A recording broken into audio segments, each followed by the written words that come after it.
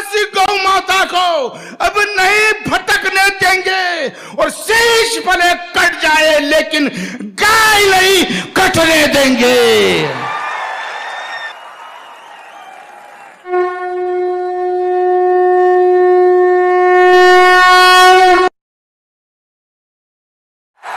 अच्छा, मुझे लोग कहते हैं कि यार आप मुसलमान हैं। मैं कहा बेशक। तो कि यार मुसलमान होकर आप गाय को माता क्यों कहते हो? मैंने कहा यार प्रश्न तो तूने ठीक किया, लेकिन जवाब भी ठीक ही होगा।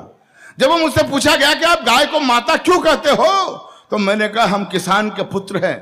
जब मैं 3 बरस का बच्चा था, छोटा, मेरी माँ गाय का चारा पानी करके, नहला धुलाकर, मालिश वगैरह करके जब गौ माता का दूध निकालती थी, और गौ माता का दूध जब मेरी माँ मुझे पिलाती थी, तो मुझे दूध देते वक्त गौ माता ये नहीं देखती थी कि ये बच्चा हिंदू का है या मुसलमान का है।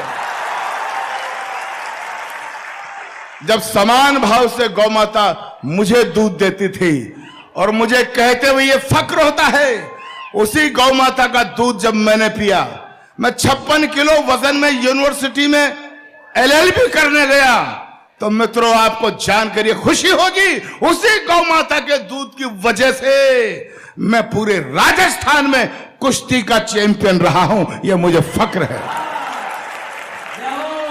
युगों युगों से भरत भूमि की शान रही गौ माता है, इस मिट्टी के कण कण की पहचान रही गौ माता है।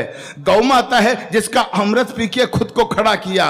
गौ माता है जिसने हमको पाल पोष कर बड़ा किया। गौ माता है जिसकी चर्चा त्रिभुवन में पर्याप्त हुई। गौ माता है जो समुद्र मंथन से हमको प्राप्त हुई।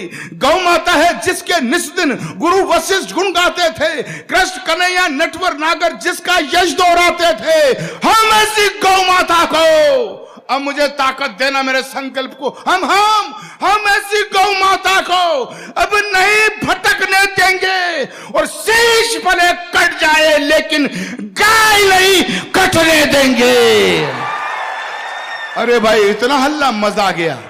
मैं तो समर्थन में पाकर गदगद हो गया, लेकिन इतनी कविता मैं रायबरेली में बोल रहा था पिछले महीनों, इतनी बोली कि मेरे समुदाय का एक आदमी आ गया टोपी ओढ़कर, जालीदार बनियान पहनकर, हाथ में चारू छुरा लेकर, बोला चाकू छुरा लेकर, बोला अच्छा मियां गाय को माता कहेगा, गाय के अवध्य की बात करेगा, अगर दोबारा बोला तो तेरी जुबान काट ली जाएगी, तुझे गोली मार दी जाएगी। मित्रों वो मुझे धमकाते रहते हैं, लेकिन पूरा देश जानता है जब से मैंने कविता लिखी है मैं हर मंच पर इसे पढ़ता आ रहा हूं, और मुझे धमकाने वाले मेरा बाल भी बाका नहीं कर सके। क्यों? क्योंकि मैं अच्छी तरह से जानता हूं कि संकट कटे मिटे सब पीरा, जो सुमरे हनुमत बलबीरा।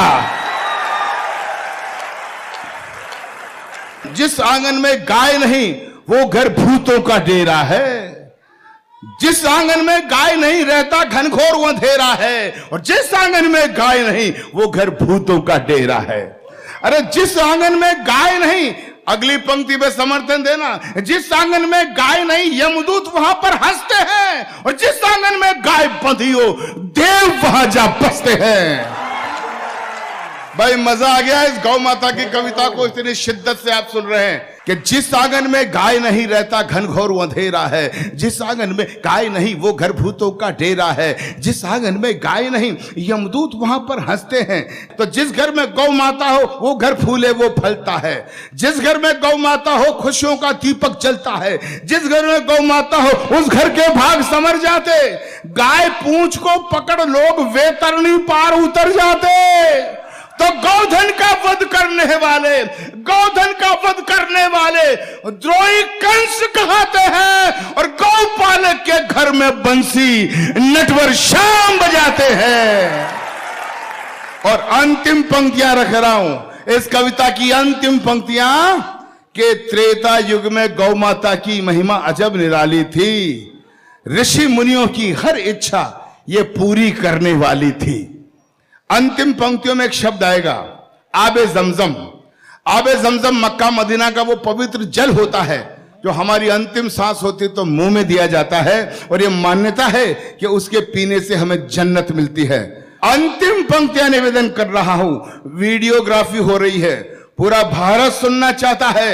मैं हैवरा में सरेआम एक वसीयत कर रहा हूं, शब्द याद रखना, आबे जमजम मक्का मदीना का वो पवित्र जल है, लेकिन अब्दुल गफ्फार क्या कहता है? बस 3 मिनट मुझे शांति से देना, तालियों के उपहार के साथ। क्या हिंदू क्या मुस्लिम सबने गायों का सम्मान किया।